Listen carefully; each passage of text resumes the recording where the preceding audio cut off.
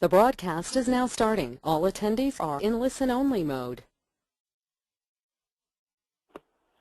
Hello, welcome to our third presentation for webinars, for our monthly webinars that we're having here at Reliant Behavioral Health. Thank you for attending. I know it's here in Portland, Oregon, it's a cold and windy day, and we appreciate everybody showing up and coming out. So here we go. We have Karen Merrill with us. Karen Merrill is a licensed clinical social worker, and she has been in the behavioral health industry for many years. She's worked for several EAPs and as well as in HR industry. And so I think her expertise is going to be great on this very intriguing topic of bullying in the workplace. So with that, I'll turn it over to you, Karen. Good. Thanks, Russ. So I was lucky enough to do the first in this series, and that time we did sexual harassment. And now today we're going to take a look at bullying in the workplace. And we'll also have some polling questions like we did in the first and second webinars. And then hopefully we'll have time at the end for you to ask any questions that may come up during the presentation.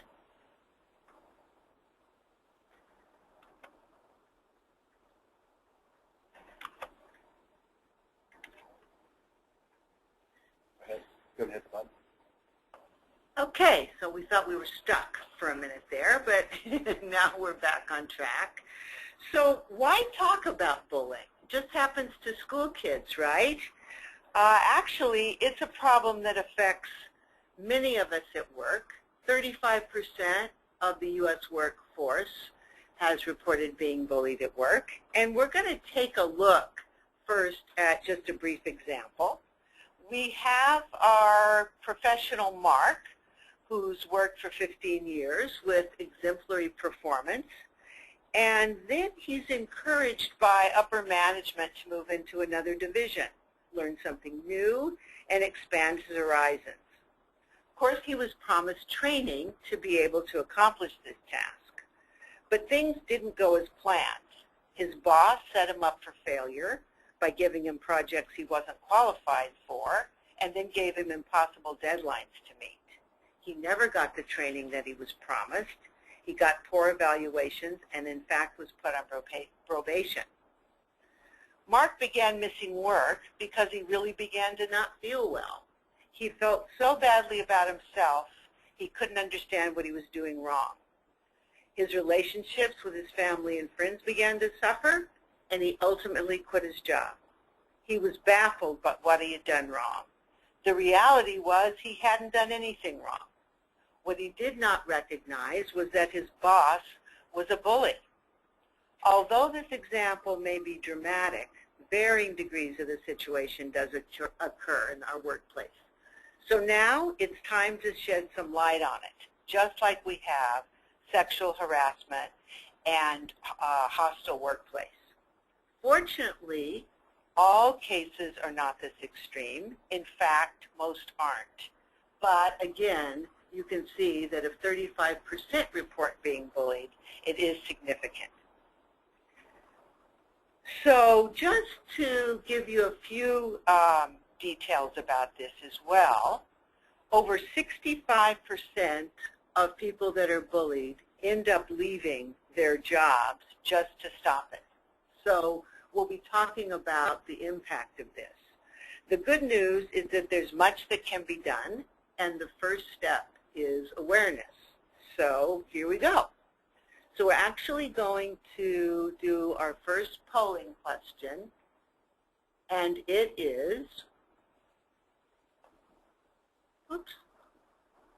So actually the polling question is, have you ever worked in an environment where bullying behavior occurred? So if you take just a minute and answer either yes or no, then we'll be able to see how much of an experience this has been for you.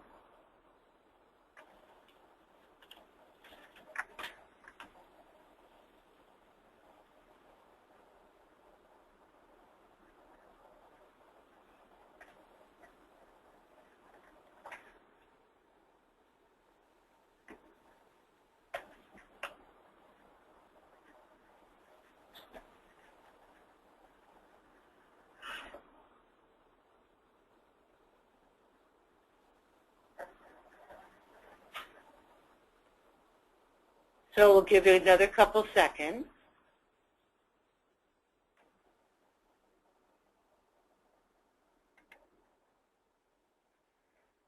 Okay, so what do we have, Brenda?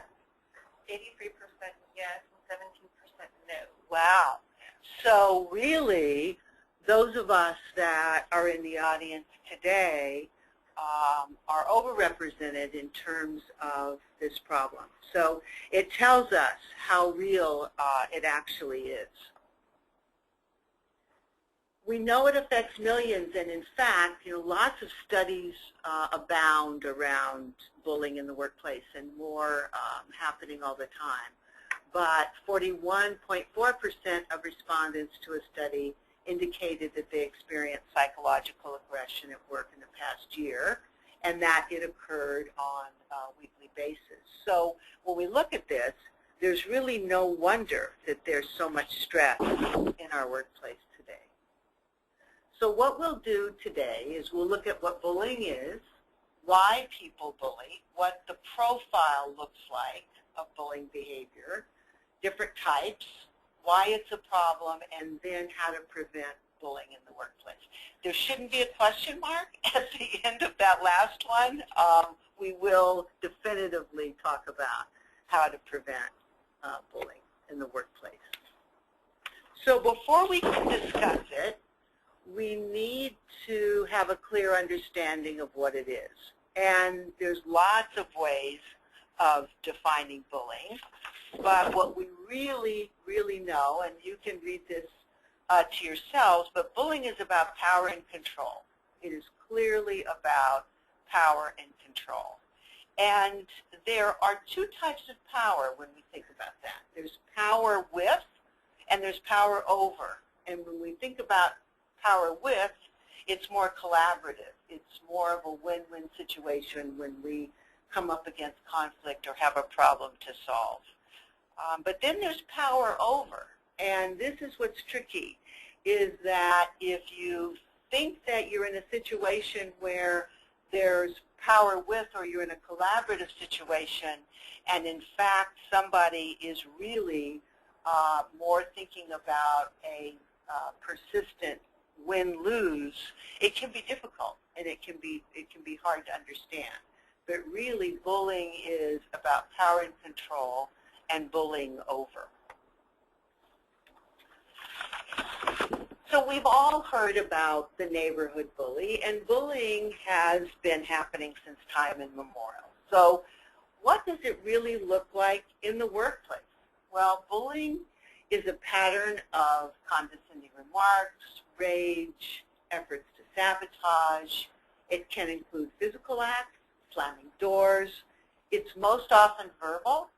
But unlike sexual harassment and racial discrimination, bullying is most often legal, so much harder to nail down. And the target, who we will be referring to as the person that is being bullied, may have trouble convincing others that that anything unusual is going on. But psychologically, in fact, it can be more devastating because of that fact. So when is bullying illegal? And this really has become more defined as we have more information and as there's more case law. But bullying is illegal when it creates a hostile work environment. It's when it kind of crosses over into workplace harassment and sexual harassment. It occurs when there's a permutation of intimidation, ridicule, insult that's sufficiently severe or pervasive to alter the conditions of a person's employment, create an abusive environment for what the legal folks call as a reasonable person. And it depends on the frequency, the severity, and if it interferes with the employee's work performance. And that can be also really a question of perception. If I feel like it's stressing me out and impacting my work performance, then as far as I'm concerned, it is. Where does bullying take place? Bullying takes place everywhere. It certainly occurs in schools, workplaces, homes, playgrounds, military, nursing homes, and many other places. In fact, Barry Weinhold, who's done a study on uncovering the hidden causes of bullying and school violence, says bullying is the most common type of violence in U.S. society. If we were here in the room together, I would ask you if you could think of other places where it might occur. But you might just think about that and take note of it yourself. Why does workplace bullying happen? What kind of culture and environment breeds and supports that situation? So a number of organizational culture factors can lead to a workplace that's more prone. A culture of making the numbers and is obsessed with outcomes without considering the cost to the employees.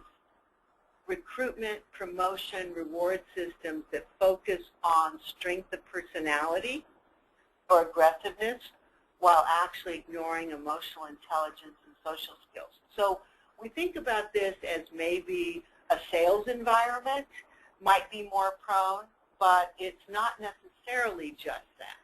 You know, there's a saying that good companies purge the bully and bad companies promote them. So there are cultures that tend to encourage and actually create more bully behavior than others. So there's lots of negative impacts of bullying, but certainly bullying causes stress. Stress causes health problems. Health problems cause a loss in productivity, increased costs, and as you can see, ultimately this is not only a cost to the person being bullied, but it's a huge cost to the employer within the organization.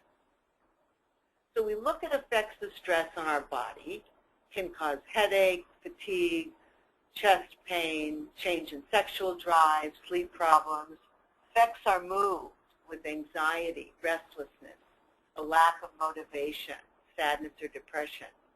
And then it also affects our behavior where we may undereat or overeat, become angry, use drugs or alcohol, tobacco use, or social withdrawal. You know, we try to combat stress by trying to find things that, you know, make us feel better, and even it may be maladaptive ways, but we try to do something to mitigate the problem, and it can become a problem in itself. But certainly when we look at the scope of bullying, we can see that one of the consequences is that it causes stress. So the top 10 bullying behaviors, and this certainly isn't an isolated list. There's, we could go on and on, but these are just the top 10, again, from this study by Shack, Frone, and Calloway. Unreasonable blame for errors, unreasonable demands, criticism of workability, inconsistent application or made-up rules, threats of job loss, insults or put-downs, discounting accomplishments, social exclusion, sometimes yelling and screaming, and taking credit for the work of another. So these are all the top 10 bullying behaviors. Again, you can see it's about power and control and the target feeling that they may be powerless to combat these things. So what can be done? So we can see that there's this problem, and thinking about what can we do to combat it. First, recognize what's happening. This is not unlike sexual harassment or hostile work environment, where the first thing is that the target needs to trust their instincts about what they're feeling like and not blame themselves. Oftentimes, targets who tell their story can face disbelief from coworkers or those in power. Some targets are actually blamed themselves and then retaliated against. So important to remember to trust our feelings and not blame ourselves if we're feeling like there's a bully in the workplace.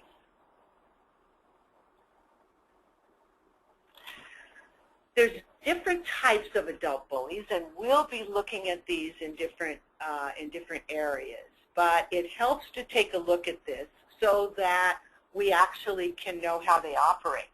First of all, just with an overview, bullies are both male and female, with males in the lead. 65% of bullies are male.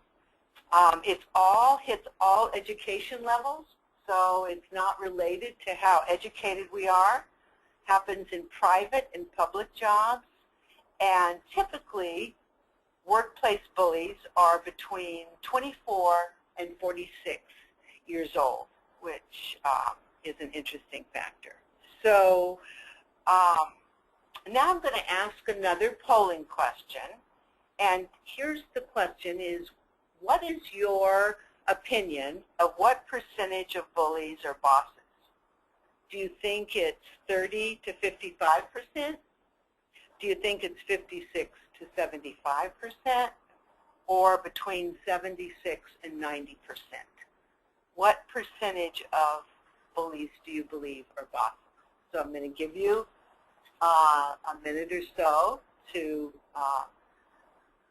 poll your answer.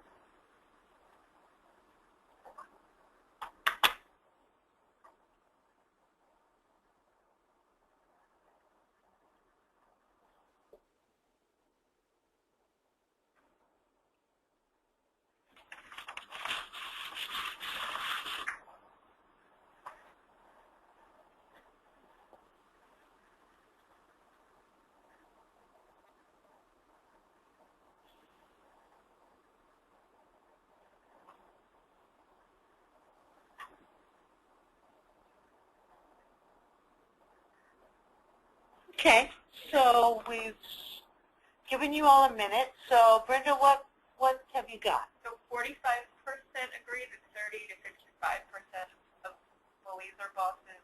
45% agree that 56 to 75% are bullies, and 10% believe that it's 76 to 90%. Well, here's a surprise. 89% of bullies are bosses. So it really is the highest category. But when you think about the fact that it's about power and control, who has the power over you in the workplace? It's our boss. The tricky part of this, and we'll talk more about this, is that when it comes to doing something about it, if 89% of us are being bullied by our boss, then to be able to feel like there's a place we can go gives us fewer options. So I was surprised when doing the research about that. But then when you start to kind of think about it, it makes some sense that that is the highest category. So we'll keep talking about the different kinds of personalities and what they look like. So identifying the bully in our workplace. So we look at these as kind of different species, and we call one the constant critic.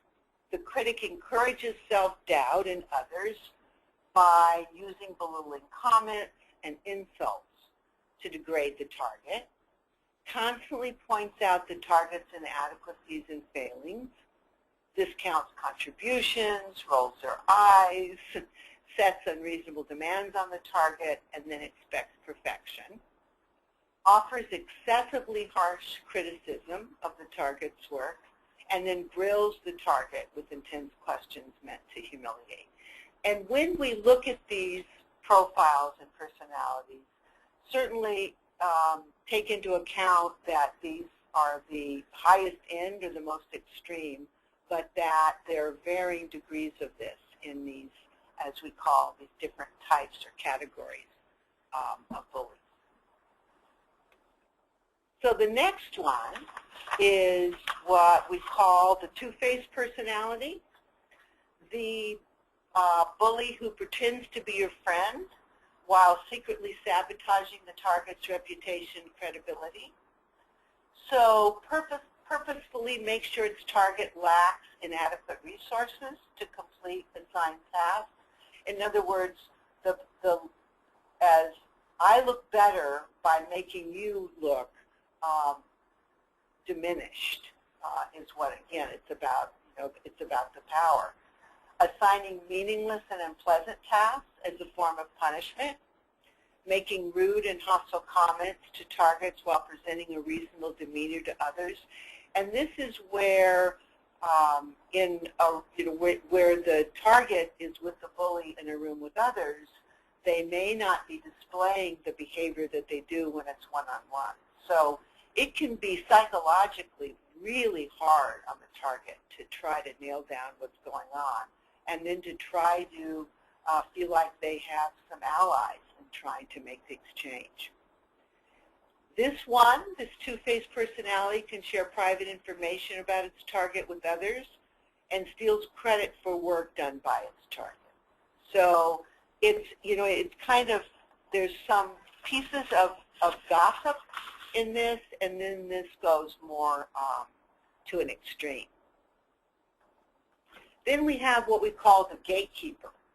The gatekeeper is the bully who needs to control everything, resources, time, personnel, can use the silent treatment to put the target off, can deliberately cut the target out of communication loops, so they may arrive late to meetings, they may not get the full picture, so that they look bad. Cuts target off from support, in other words, where there might be some other employees that could assist in tasks, they're cut off from those things so that they feel overwhelmed. And then the gatekeeper can make up rules on a whim to which the target is subject, but the gatekeeper is exempt. So it's absolutely not playing fair when the bully is the gatekeeper. And then there's the screaming Mimi bully. Needs to control through fear and intimidation. This personality can be emotionally out of control. Yell, scream, curse, displays of anger and loud tirades. They can intimidate by finger pointing, slamming doors, put their fist on the desk, and they can also evade the target's personal space, which kind of some of this kind of crosses over into the physical bully, which we'll talk about in a minute. So what is this personality?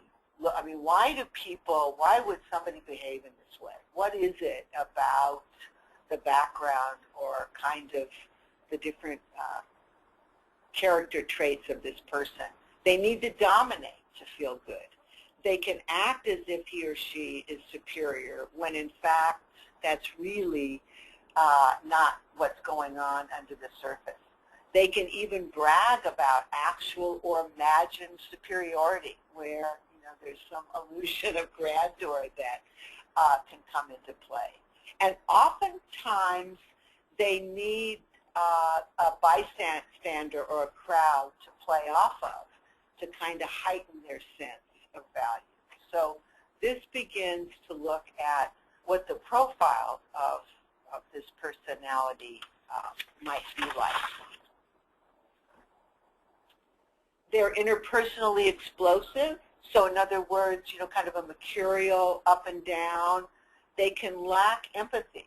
So as they're imposing these rules and unfair standards in terms of really having the capacity to understand what that might be doing to somebody emotionally, that can be lacking in this person. They can be deceitful and lie, not present the whole story. Manipulative or conning others for personal pleasure. They can appear to be happy-go-lucky and friendly, and then all of a sudden be irritable and aggressive. So it's amazing when you look at this from a psychological point of view that this person can not only function in a workplace, but actually be in an organization that gains power. And interesting to be able to take a look at it from this standpoint. So what's this all about? I mean, why really, what is the strategy of this behavior? The underlying piece of this is that the bully is really quite insecure, has a very low sense of self-worth, and is bullying to hide their own inadequacy. How much they bully can actually be a measure of the inadequacy they feel. And this helps them deflect or avoid facing up to having to address these inadequacies. So they can really avoid their responsibility of their behavior or its effect on others by distracting from their own inadequacy. So pretty complicated background when you think of how the behavior translates. So woven into the categories that we've looked at in terms of the critic and what I call the saboteur or the two-faced bully, the gatekeeper or the screamer, are actually other characteristics. And when we've just looked at the profile, we can see that certainly some characteristics of narcissism or self-centeredness can be apparent. And kind of a lack of conscious or social awareness about any consequences. So this person may look like they feel good about themselves, but in fact their sense of self-worth, or what we call, their sense of narcissism, is actually quite brittle and requires putting others down to be able to bully themselves up. So the physical bully, really a physical bully in the workplace, is pretty rare. I mean, that more is kind of in the violence in the workplace category. But it can happen, and this personality may use threats of harm or physical domination through looming. So looming is really being like somebody standing over you. So if you kind of envision the employee at their desk and you're in a lower power position and then somebody standing over you, that's being dominated through looming. A physical bully may even damage or steal a victim's property rather than physically confronting the victim. So that's what the physical bully looks like. Verbal bullying is really the most common. And again, you think about this as being motivated by power and control, and by not necessarily but what the bully is saying, but what they may not say. So in this case, they could withhold important information as a form of verbal bullying. So this can be really difficult because of subtleness and confusing. Spread rumors, use sarcastic or demeaning language to dominate or humiliate. This subtle type of bullying is often difficult to document just because of the subtleness. But the emotional and psychological impact can be felt really keenly and can result not only in reduced job performance, but depression. And then remembering that ultimately when employees choose to leave their workplace to be able to have the bullying actually stop, that's one of the ultimate consequences for the employer as well. So we're not done yet. There's actually then the secondary adult bully, where when we talked a little bit about how bullies like to play off someone else, this is someone who doesn't initiate the bullying but joins in, so that he or she doesn't actually become a victim down the road. So you feel like, you know, if I join with the bully, then I'll escape being their target. It's really kind of sad when you think about how that works. But it can also be an effect of group dynamics, where, you know, a secondary bully can rally with the bully against the weaker. You know, it's like when you think about the weakest kids getting bullied on the workplace, I think about kind of what the secondary bully may look like. And the secondary bully may actually feel bad about what they're doing, but they're way more concerned about protecting themselves than being aware of what they may be doing, or maybe even thinking about bringing the bully's behavior to the attention of management. They're not comfortable doing that. So looking at the profile of the bystander gives power to the bully by watching or even egging them on, fears that he or she will be the next target, joins in the bullying behavior, and doesn't take this information up the chain, and believes, or it's under the auspices of that telling is paddling, but in fact they're colluding with the bully by engaging in this behavior. So now we're going to do our third and last polling question for today. What do you believe is the most difficult bully to deal with? Would it be, and again, knowing that some of these, like the narcissist and the physical bully and the verbal bully, are woven into these, but which do you think would be the most difficult? The critic, the two-faced or saboteur, the gatekeeper, or the screaming bully? So what are your thoughts about that?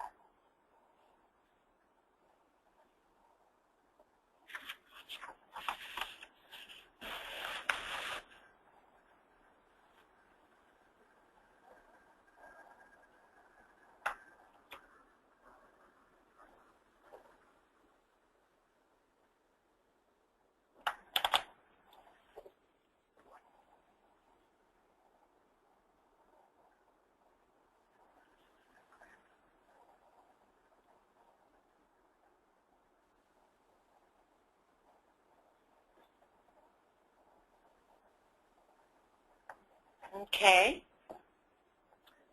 So it looks like certainly, well, some votes are still coming in, so I'm going to wait just another couple. 83% of you have voted. Give it just a couple seconds. Okay. So, Brenda, what do you got? We have 11% critic, 57% saboteur, 26% gatekeeper, and 6% screamer. Right on. Yeah, the saboteur or the two-faced personality is the hardest. And, you know, again, if we were in the room together, we might have a discussion about why this is the case. But certainly, I think that what's the least evident, or what's the trickiest, or the most subtle behavior can be the hardest to nail down, or feel like you had clear enough evidence to get help. I mean, as unpleasant as a screaming bully would be, or even a critical or gatekeeping, for you not to know kind of where the ground is by somebody that you believe is two-faced would clearly be of the most difficult to deal with. So thank you for that. It's always good information, I think, for us to kind of share how we perceive these things.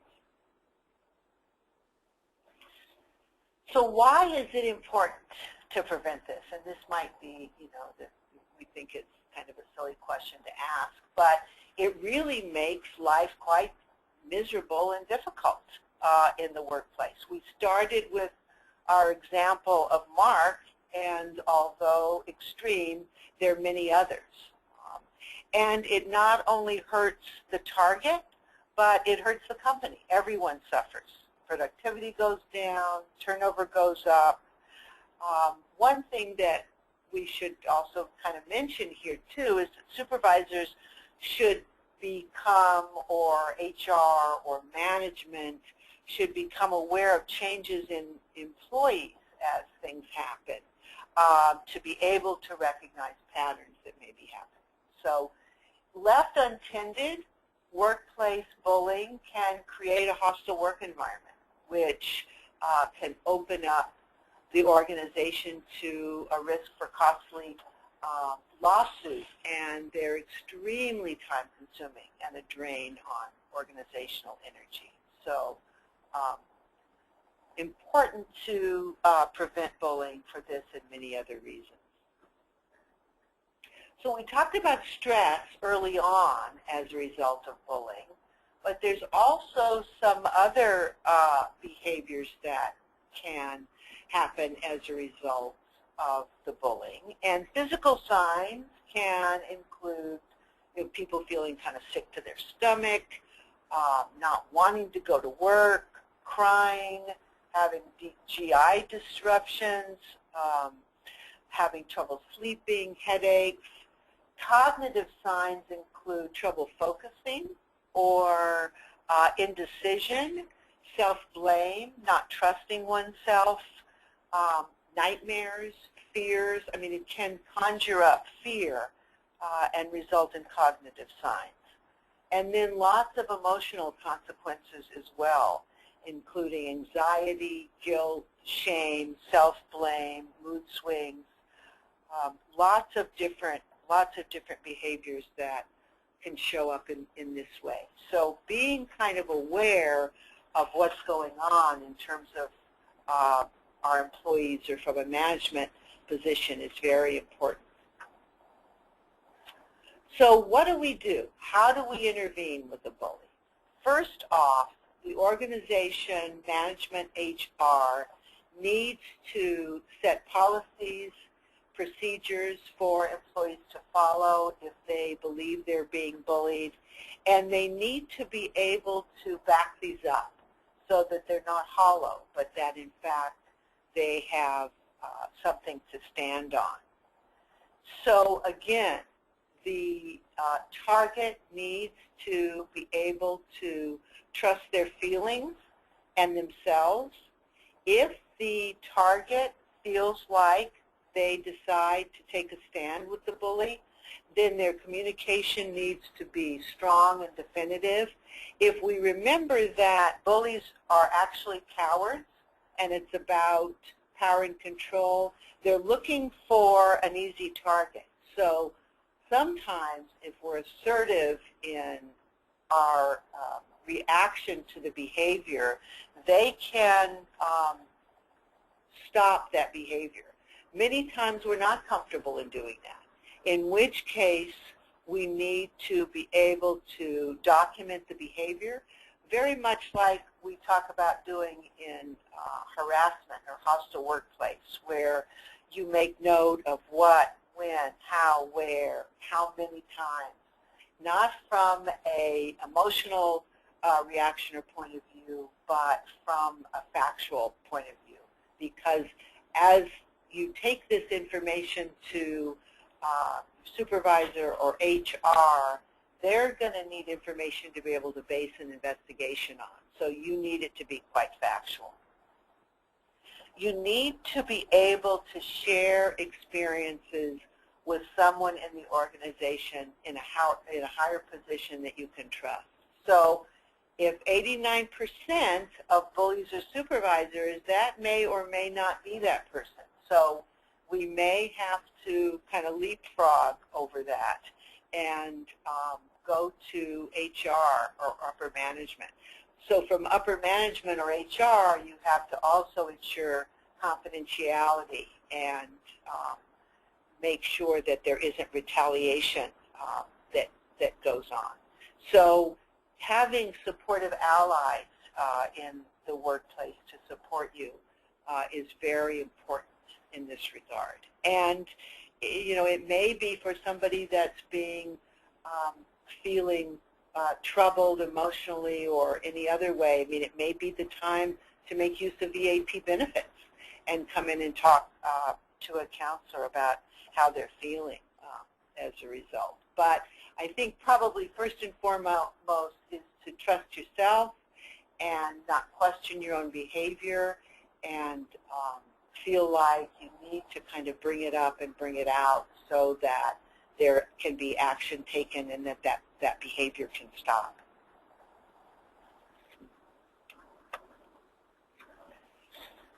So as kind of a review, we've talked about the scope of bullying and that it's a problem that it's invaded the lives of 35 adult Americans without invitation.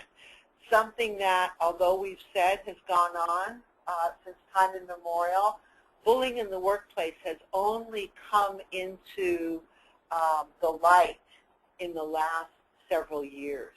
And I think that's just because employees are feeling more supported and that there are more case law that has come into play.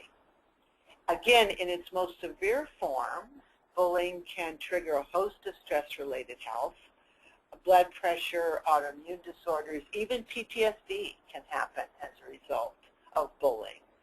And the person's immediate job and often their career is being disrupted. Organizations, it's very costly for employees to leave, impact morale, for folks to choose to have to leave an organization, increases turnover. So very important for both employees to be aware of what to do and then organizations to have strong enough policies to support that. So we've got plenty of time left for any questions that you may have, and I hope that you will raise some discussion points, and by doing that, you just type in the message box in the far right, and there's one question okay. that's queued. Okay. So, as a manager, I could bully anyone, not just my staff, right? Well, yes.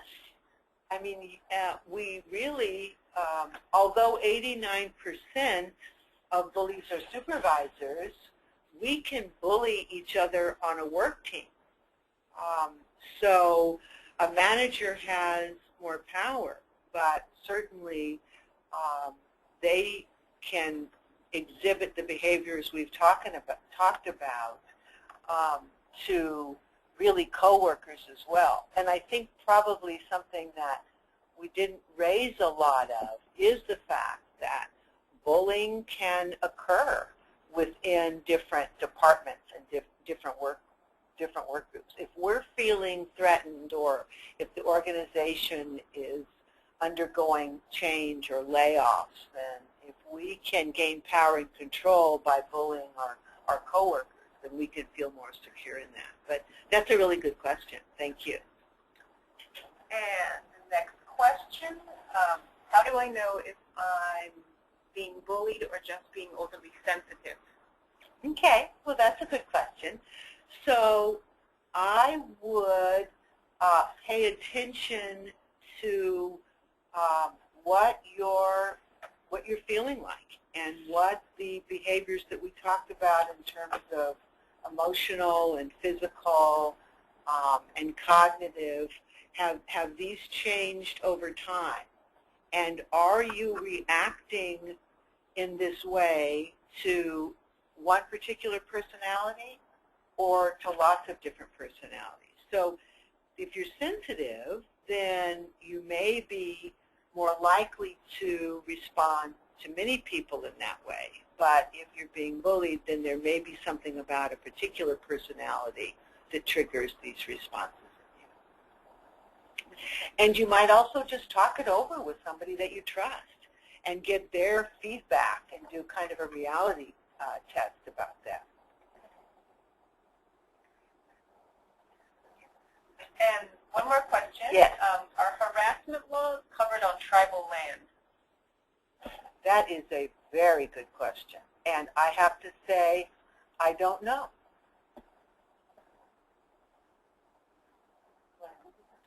Yeah, we can actually do a little research on that. Yeah. Maybe.